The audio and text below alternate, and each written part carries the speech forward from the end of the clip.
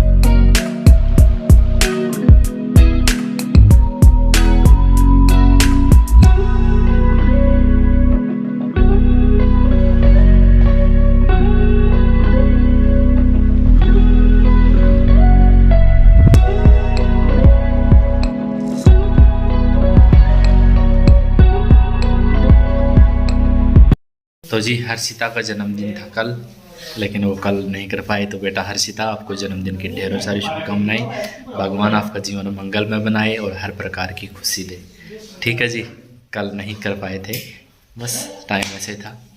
ठीक है जी। तो ये लो जी, ये देखो एकदम चारों तरफ हरियाली हरियाली है। और अभी आज क्या वार है यार, मेरे को याद नहीं है वार, क्योंकि हॉस्पिटल में गए ना तो सब कुछ भूल गए। हाँ शनिवार है, ठीक है, आज शनिवार। तो शनिवार को अपन चल रहे हैं यहाँ से चिड़ावा, ठीक है जी। और चिड़ावा जा रहे हैं कौन कौन, मैं अकेला जा रहा हूँ, ये समझो। थोड़ा सा काम है कुछ अलग से, तो मैंने सोचा कि चिड़ावा चलने से पहले आप सबको एक बार माजी से ज़रूर मिला देता हूँ। तो ये देखो जी, माजी लेटे हुए हैं और थोड़ी सी अनार खा रहे हैं। माजी की तबीयत में बहुत कुछ सुधार है, बहुत कुछ। वो सब कुछ आप सब लोगों की दुआओं का असर है, सच्चाई तो यही है। बाकी खैर डॉक्टर की दवाई का तो भी है ही है, उनको भी कहना ही पड़ेगा क्योंकि दवाई ले रहे हैं वहाँ से, तो भाई उनका भी है। बाकी अभी जिस हालात में उस दिन थे, जिस दिन गए थे, उससे तो 100 गुना ही सही समझो एकदम। वैसे अच्छे से वो नहीं हुए क्योंकि अभी कमज़ोरी है ना शरीर के अंदर भाई।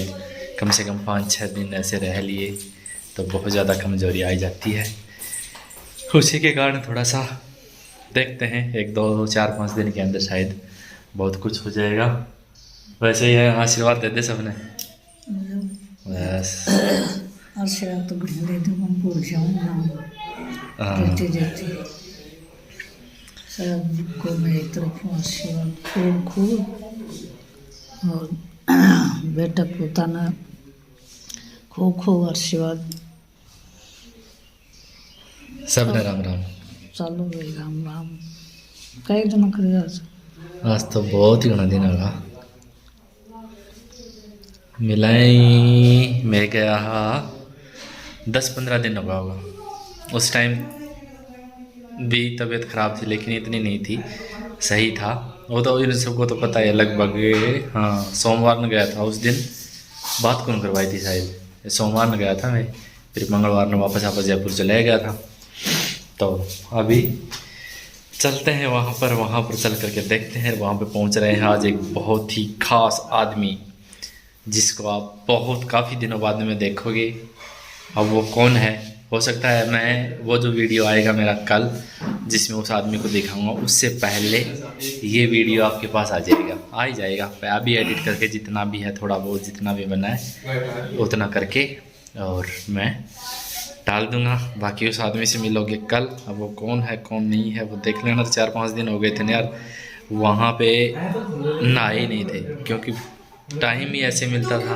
पहली बात तो हॉस्पिटल में वो होता था और फिर अस्त व्यस्त हो गए जमा ही, तो नहाए नहीं, सिर्फ मुँह धो करके काम चलाया 4-5 दिन तक। इसलिए कल मैं नहाया था तो बाल गिर रहे थे, तो मैं सोच रहा था कि दोबारा से कुछ गोली दवाई टेबलेट वगैरह लेनी पड़ेगी, नहीं तो एकदम सबसे मेन चीज़ है अगर सफाई नहीं होती ना तो फिर यही हाल होता है।